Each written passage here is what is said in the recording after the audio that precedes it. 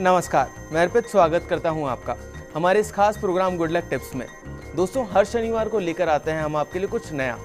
आज जानेंगे मोर पंख के छोटे छोटे उपाय जो आपकी बाधाओं को दूर करेंगे हमारे इस खास प्रोग्राम गुड लक टिप्स में।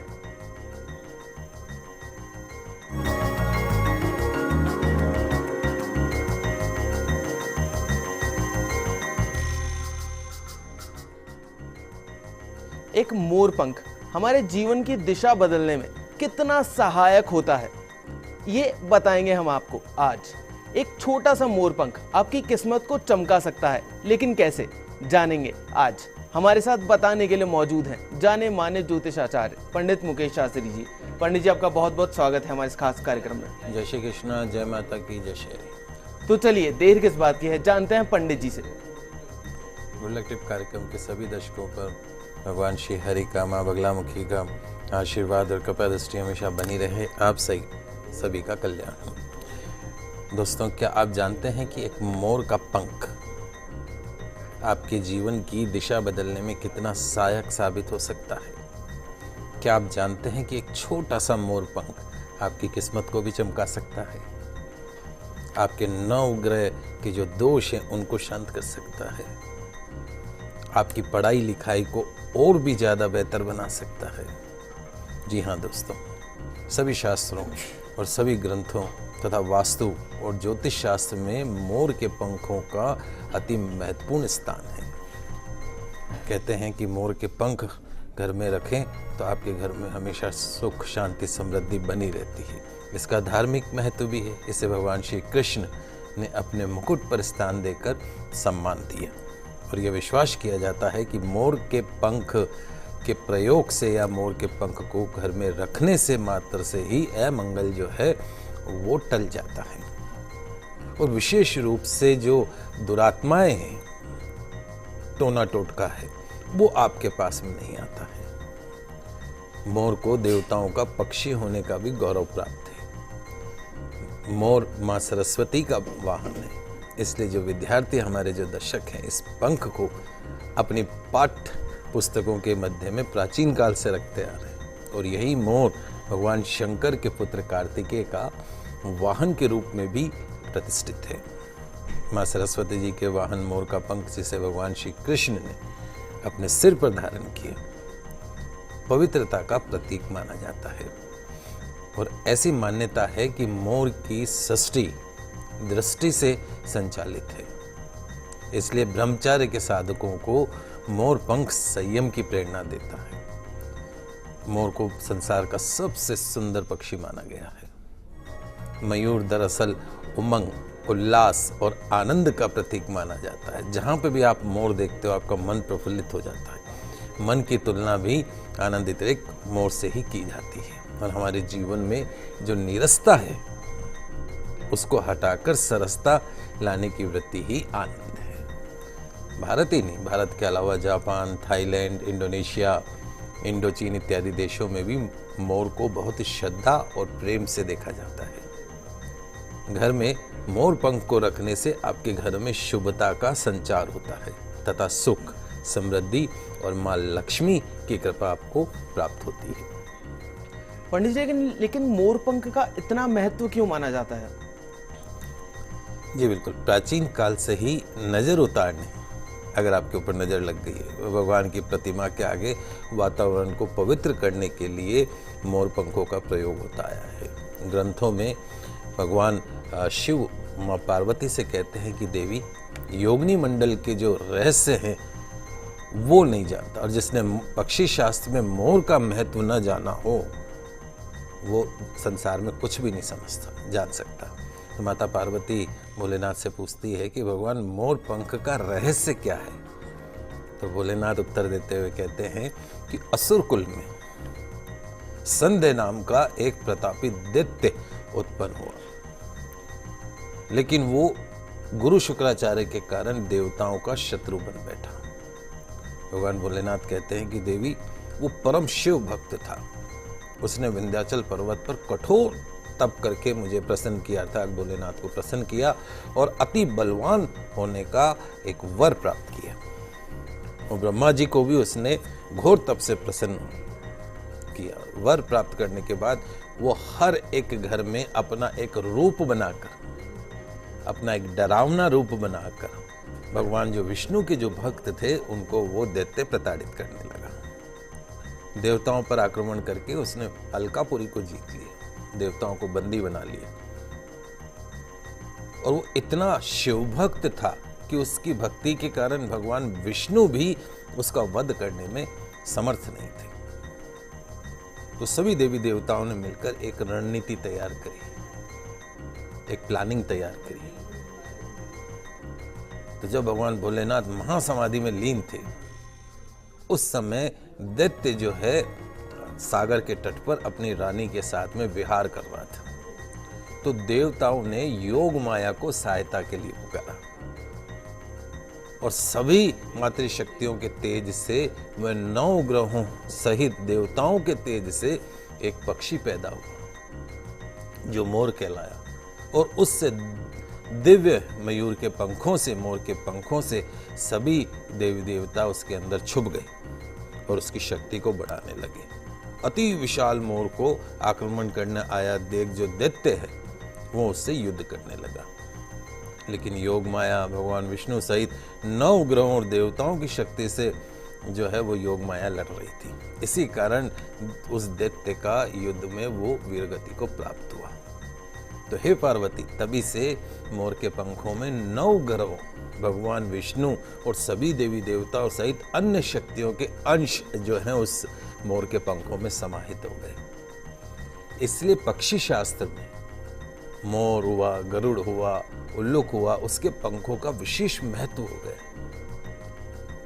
किंतु केवल एक यही पंख है जो इन गुणों को सजोता है, जो कि स्वभावतः पक्षी त्याग देते हैं। मतलब जो पंख स्वयं पक्षी त्यागे उसके अंदर ये सारी शक्तियां होती। ये नहीं कि आपने मोर पक्षी को मारा और उसके पंखों को उपयोग में लेना शुरू कर। जो पंख वो स्वभावतः त्यागता है उन्हीं पंखों को आप अपने प्रयोग में ले सकते हैं, आप अपने घर में रख सकते हैं। चलिए अब जान लेते हैं पंडित जी से कि क्या होते हैं मोर पंख के छोटे छोटे से उपयोग। जी बिल्कुल, आइए जानते हैं कि मोर पंख आपके जीवन को किस तरीके से सुख और समृद्धि से भर सकता है। तो मोर पंख को ध्यान में नित्य प्रयोग, रोजाना प्रयोग में लाने से कई असंभव कार्य भी संभव होने लगते हैं। आइए जानते हैं कुछ ऐसे ही सरल प्रयोगों के बारे में। लिखते जाइए, बहुत अच्छी चीज बता रहा हूँ आपको, घर घर में ये काम आने वाली चीज है। यदि मोर का एक पंख किसी मंदिर में राधा कृष्ण की मूर्ति के जो मुकुट है उसमें 40 दिन के लिए उस मोर पंख को स्थापित कर दीजिए और उसके बाद प्रतिदिन जो है भगवान श्री कृष्ण को, माता रानी राधा को मक्खन मिश्री का भोग लगाएं शाम के समय। और 41वें दिन, 40 दिन तक रोज भोग लगाएं। 41वें दिन उस मोर के पंख को मंदिर में, जो मंदिर का जो दक्षिण भाग है वहाँ पे भोग देकर अपने घर लाकर उसे अपने खजाने में स्थापित कर सकते हैं या लॉकर में स्थापित कर सकते हैं। तो आप स्वयं ही अनुभव करेंगे कि आपके घर में धन की बरकत तो हो ही रही है, उसके साथ साथ आपके घर में सुख, शांति, समृद्धि की भी वृद्धि हो रही है और आपके जो रुके हुए कार्य हैं वो इस प्रयोग के बाद में तुरंत बनते हुए जा रहे हैं। वहीं कालसर्प जैसे जो गंभीर दोष हैं उनको भी दूर करने में इस मोर पंख में बहुत भारी क्षमता है। जिस जातक के कालसर्प दोष हो उसको अपने तकिए के नीचे, जो तकिया रात को सोते समय लगाता है, उसके खोल के अंदर 7 मोर के पंख, कितने 7 मोर के पंख सोमवार की रात्रि काल में उसके अंदर मोर पंख रख दीजिए तकिए खोल में और प्रतिदिन उस तकिए का प्रयोग करिए।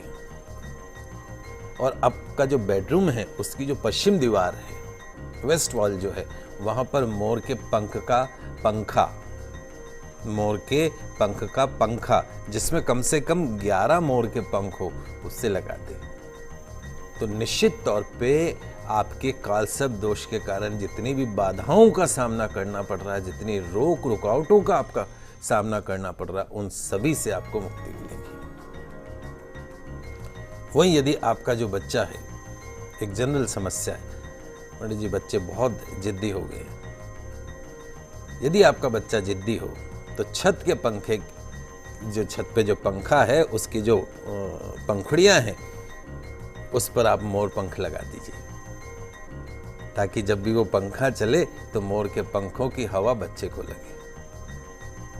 बहुत अचूक उपाय है, करके देखिएगा। पंखे के ऊपर पंखे की जितनी तीन पंखुड़ी हैं तो 3 मोर के पंख उस पर लगा दीजिए, हवा चलती रहेगी और आपके जो बच्चे की जो जिद है वो धीरे धीरे आपको कम होती नजर आएगी। घर के उपाय, कहीं किसी के पास जाने की जरूरत नहीं है।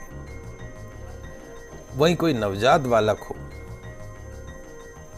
जब अभी पैदा ही हुआ हो, नजर दोष टोने टोटके से बचाने के लिए सिर की तरफ एक मोर पंख जो होता है, मोर का जो पंख है उसको चांदी के ताबीज में डालकर, चांदी का एक ताबीज में मोर पंख डाल दीजिए और उसके सिराने की तरफ रखने से एक तो बालक जो है वो डरता नहीं है और कभी भी नजर दोष अला बला से वो जो बच्चा है वो हमेशा बचा रहता है। और यदि आपके ऊपर आपको लगता हो कि कोई ग्रह अनिष्ट प्रभाव लेकर आया, दुष्प्रभाव लेकर आया है, संकटों में डाल रहा है आपको, तो आपको मंगल, शनि या राहु, केतु, यदि आपको लगता हो कि ये बार बार आपको परेशान करते हो, तो मोर पंख को 21 बार मोर पंख को मंत्रों से उसके ऊपर छींटे मारिए।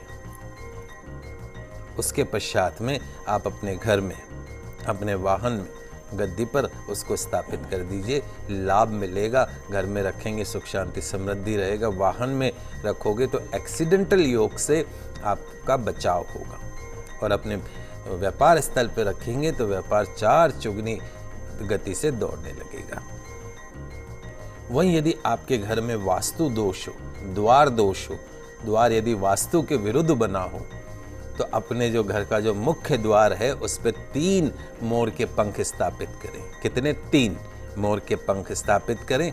पंख के नीचे भगवान गणपति, भगवान गणेश जी का चित्र या छोटी प्रतिमा स्थापित कर दीजिए। अगर आपने ऑलरेडी स्थापित है तो उसके ऊपर 3 मोर के पंख और लगा दीजिए। निश्चित तौर पे द्वार दोष जो है, वास्तु दोष जो है वो खत्म होता है। वहीं यदि आपके घर में पूजा का स्थान, आपका जो पूजा का कमरा है वो वास्तु के विपरीत बना हो, तो आपकी पूजा स्थान को इच्छा अनुसार मोर पंखों से सजाएं और सभी मोर पंखों को कुमकुम से तिलक करें और अपने पूजा घर में एक शिवलिंग की स्थापना करें। निश्चित तौर पे आपके पूजा घर का जो वास्तु दोष है वो खत्म होगा। आपका पूजा के अंदर मन लगेगा, एक भगवान से स्वयं का साक्षात्कार होने लगता है, आत्मा परमात्मा का मिलन होने लगता है। वहीं यदि आपके रसोई घर, बहुत इंपॉर्टेंट चीज है, आपके रसोई घर और जनरली हर घर में कुछ न कुछ वास्तु दोष होता ही है, तो वास्तु दोष को दूर करने में मोर पंख कितना सक्षम है वो आपको मैं बता रहा हूं। तो रसोई घर के वास्तु दोष को दूर करने के लिए मोर पंख को रसोई घर में स्थापित करें और ध्यान रखें कि भोजन बनाने वाले स्थान से उसको दूर रखें। इस बात का विशेष रूप से ध्यान रखें। पंखों के नीचे जैसे 2 पंख आपने लिए, 2 मोली बांध ली, गंगा जल से उसको अभिमंत्रित करें और फिर उसको आप वहाँ पे रख दीजिए। निश्चित तौर पे आपके रसोई घर का जो वास्तु दोष है वो दूर होगा। इतनी ताकत है मोर के पंखों में। वहीं यदि बेडरूम आपका शयन कक्ष वो वास्तु के अनुसार नहीं है, तो आपका जो बेड है, आपका जो बिस्तर है, उस वहां पे आपको 7 मोर के पंखों के गुच्छे स्थापित करने हैं। शैया की तरफ, सिर की तरफ 7 मोर पंखों के जो गुच्छे वो स्थापित करने हैं। मोली के साथ में कोड़ी आती है अपने, तो मोली के साथ कोड़ियां बांधकर पंखों के मध्य भाग में उसको सजा देना है और सिराने की ओर उसको रख देना है। मोर पंखों में ही कोड़ियां बांध दें बीच में और उसको थोड़ा सा सुंदर डेकोरेट कर दें और उसको सिरहाने की तरफ सिर के साइड में स्थापित कर दीजिए। निश्चित तौर पे आपको फायदा होगा। अचानक कष्ट या विपत्ति आने पर घर अथवा शयन कक्ष के आग्नेय कोण में शयन कक्ष का जो आग्नेय कोण है उसमें मोर पंख लगाने चाहिए। थोड़े से समय में ही आपको पॉजिटिव सकारात्मक असर दिखाई देने लगेगा। दोस्तों, घर में जो मोर पंख है उसके लगाने के बहुत सारे लाभ हैं। मोर पंख को घर में रखने से वातावरण में मौजूद जो भी नकारात्मक शक्तियां हैं, नेगेटिव एनर्जी जो आपके घर में मौजूद है, वो नष्ट हो जाती है और सकारात्मक ऊर्जा अधिक से अधिक पॉजिटिव एनर्जी सक्रिय हो जाती। और जब वो पॉजिटिव एनर्जी आपके घर में सक्रिय होती है तो निश्चित तौर पे आपकी जो सोच है, जो आपकी बॉडी लैंग्वेज है, बच्चों की जो बॉडी लैंग्वेज है, वो सब पॉजिटिव होने लग जाती है। चलिए अब वक्त हो चला एक छोटे से ब्रेक का। आगे आकर जानेंगे कुछ वास्तु टिप्स भी। कहीं मत जाइएगा, जल्द वापस लौटते हैं गुड लक टिप्स में।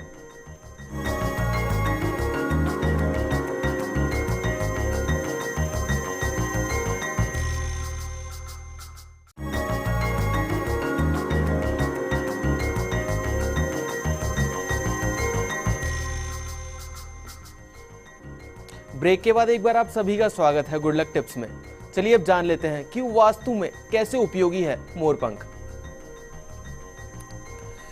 दोस्तों, आज मैं आपको वास्तु के कुछ सरल टिप्स अपनाने की चीज़ें बता रहा हूँ। कैसे वास्तु के सरल टिप्स अपनाकर आप अपने दुर्भाग्य को सौभाग्य में बदल सकते हैं। दोस्तों, हमारे रहन सहन में वास्तु शास्त्र का विशेष महत्व है।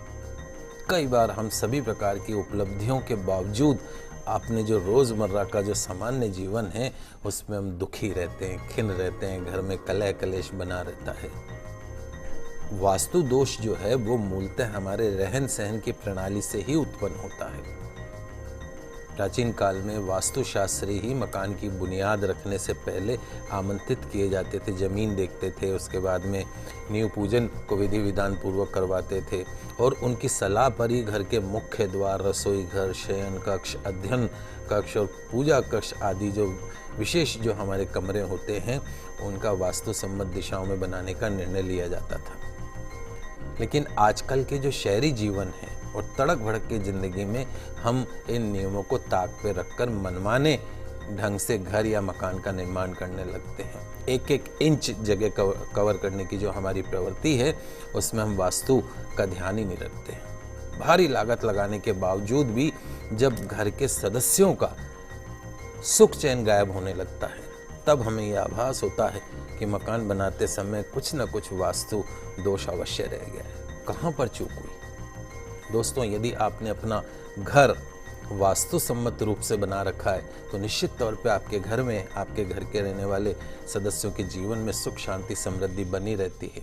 वहीं यदि आपका घर वास्तु सम्मत नहीं है तो नाना प्रकार की शारीरिक, आर्थिक और मानसिक समस्याओं का आपको सामना करना पड़ता है। तो दोस्तों, आज मैं आपको फेंग शुई शास्त्र के अनुसार आपके घर के वास्तु दोष को बगैर तोड़ फोड़ के ठीक करने में सहायक विंड चाइम्स, आप समझ गए, विंड चाइम्स जिसको बोलते हैं पवन घंटी, विंड चाइम्स के प्रयोग के बारे में बता रहा हूं, जिसको अपनाकर आप अपने घर, अपने मकान, आपकी दुकान या कारखाने में आने वाली बाधाओं से मुक्ति पा सकते हैं। आपके घर के अंदर जो वास्तु दोष है उस वास्तु दोष से आप मुक्ति पा सकते हैं।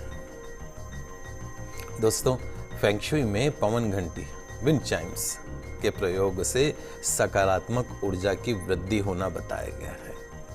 ये जो विंड चाइम्स होते हैं, पवन घंटियाँ आजकल बाजार में मिल जाती हैं, उनको पवन घंटियों के द्वारा उत्पन्न जो ऊर्जा है वो जो आपस में हिलती हैं, टकराती हैं, अच्छी सी आवाज़ होती है, वो आपके भवन की जो नकारात्मक ऊर्जा, जो नेगेटिव एनर्जी है उसका शमन करके आपके दुर्भाग्य को सौभाग्य में बदलती है। अनेक प्रकार की पवन घंटियाँ बाजार में उपलब्ध है, अनेक छड़ों से मिलकर बनी है, कोई 5 छड़, कोई 7, कोई 6।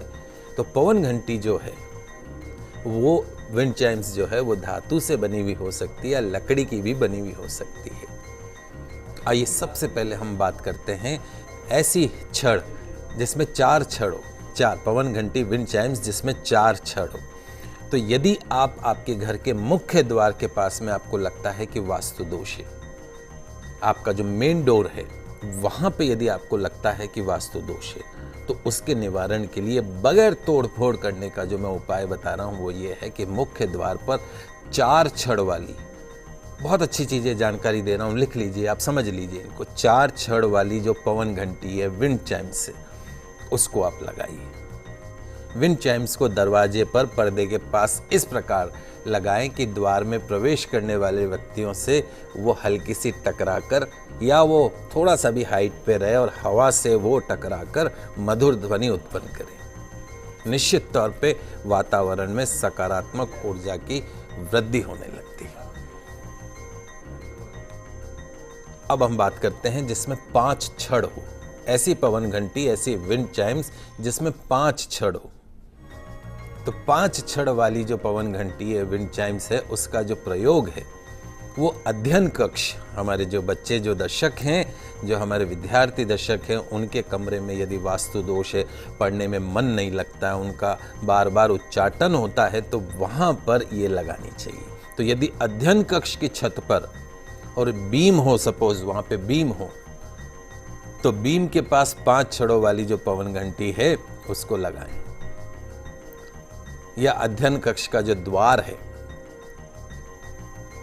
बच्चों के पढ़ने का जो कमरा है, उसका जो द्वार है, उस पर 5 छड़ वाली विंड चाइम्स लगा दें तो निश्चित तौर पे बच्चों का जो कंसंट्रेशन है वो बढ़ने लगता है, उच्चाटन जो है वो खत्म होता है, उनका पॉजिटिव एनर्जी आती है।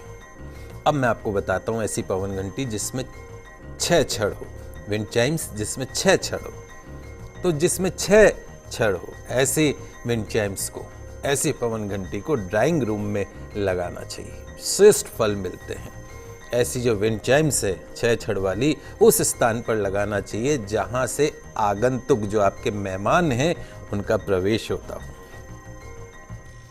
इससे होगा क्या, आने वाला जो अतिथि है, मेहमान जो है, उसका जो व्यवहार है वो आपके अनुकूल रहेगा। शत्रुता समाप्त होने लगेगी। घर में यदि आपके कलह कलेश रहता हो, आप ड्राइंग रूम में बैठते ही डिस्कशन करने लग जाते हो, बैठे तो अच्छी बात करने के लिए और थोड़ी देर बाद वो अच्छी जो बात है वो डिस्कशन में बदल जाती हो। अक्सर जितने झगड़े होते हैं वो आपके बेडरूम के अलावा ड्राइंग रूम में सबसे ज़्यादा होते हैं। तो ड्राइंग रूम में यदि 6 छड़ वाली लगाएंगे तो आपके घर में सुख शांति समृद्धि रहेगी, कलह कलेश का जो वातावरण वो खत्म होगा। अब मैं आपको बताता हूँ ऐसी पवन घंटी जिसके अंदर 7 छड़ हो। कितनी? 7 छड़ हो। तो बच्चों के कमरों में 7 छड़ वाली पवन घंटी, विंड चाइम्स का उपयोग करना बहुत शुभ रहता है। इससे जो आपके बच्चे हैं वो हमेशा आपके आज्ञाकारी रहते हैं। यदि आपको लगता हो कि आपकी संतान, आपके बच्चे बहुत ज़्यादा लापरवाह हो गए, बहुत ज़्यादा मन मर्जी करने लग गए हैं, तो बच्चों के कमरों के द्वार पर 7 छड़ वाली विंड चाइम्स लटकाइए, निश्चित तौर पे फायदा होगा। वहीं यदि बच्चों का जो कमरा है आपको लगता है कि गलत दिशा में बना हुआ है, वास्तु सम्मत नहीं है, ईशान कोण में नहीं है, तो भी इन 7 छड़ वाली जो पवन घंटी है, विंड चाइम्स है, उसे बच्चों के कमरों के द्वार पर लटकाकर आप बच्चों के कमरे का जो वास्तु दोष है उससे आप छुटकारा पा सकते हैं। अब हम बात करते हैं ऐसी पवन घंटी, ऐसी विंड चाइम्स जिसमें 8 छड़ हो। कितनी? 8 छड़ हो। तो 8 छड़ वाली जो विंड चाइम्स है उसका प्रयोग आप अपने ऑफिस में, आप अपनी दुकान में, कार्यालय में, जिस स्थान पर आप बैठते हो वहाँ पर किया जा सकता है। यदि आपका कार्य में मन नहीं लगता हो या आपको कार्य क्षेत्र में प्राय रुकावटें आती हो, नाना प्रकार की बाधाएं उत्पन्न होती हो, तो आप अपने ऑफिस के द्वार पर, अपनी दुकान के द्वार पर ये 8 छड़ वाली जो विंड चाइम्स है वो लटका सकता है। इसका ध्यान रखिएगा, इसका जो प्रयोग है वो दरवाजे के अंदर पर्दे के पास में लटका कर करना चाहिए। निश्चित तौर पे आपकी दुकान में बरकत होगी, ऑफिस के अंदर माहौल अच्छा रहेगा, आपका काम के अंदर मन लगा रहेगा। बात करते हैं ऐसे विंड चाइम जिसमें 9 छड़ हो। तो यदि परिवार में सभी व्यक्तियों को बार बार रुकावटों का, अनेक प्रकार की बाधाओं का सामना करना पड़ता हो, जिसके कारण मन में निराशा आती हो, उत्साहहीनता जैसी स्थिति बन रही हो, तो नो छड़ वाली जो विंड चाइम्स है उसका प्रयोग ड्राइंग रूम में करना चाहिए। इसके प्रभाव से निश्चित तौर पे मानसिक परेशानियां, डिप्रेशन जैसी बीमारी दूर होती है, आमदनी के नए मार्ग भी प्रशस्त होने लगते हैं और जीवन में एक नया उत्साह जो है वो बनने लगता है। तो उम्मीद करते हैं कि आपने बहुत कुछ जाना होगा आज। पंडित जी हमारे स्टूडियो में आने के लिए और दर्शकों की समस्याओं का समाधान करने के लिए आपका बहुत बहुत शुक्रिया। आप सभी का आज का दिन मंगलमय हो, शुभ हो। जय श्री कृष्णा, जय माता की, जय श्री हरि। अगर आपकी भी कोई समस्या है और आप चाहते हैं पंडित जी से उस समस्या का समाधान, तो आप सोमवार से शुक्रवार हमें कॉल कर सकते हैं। आप हमें ईमेल भी कर सकते हैं। हमारा ईमेल आईडी है goodlucktips@firstindianews.com।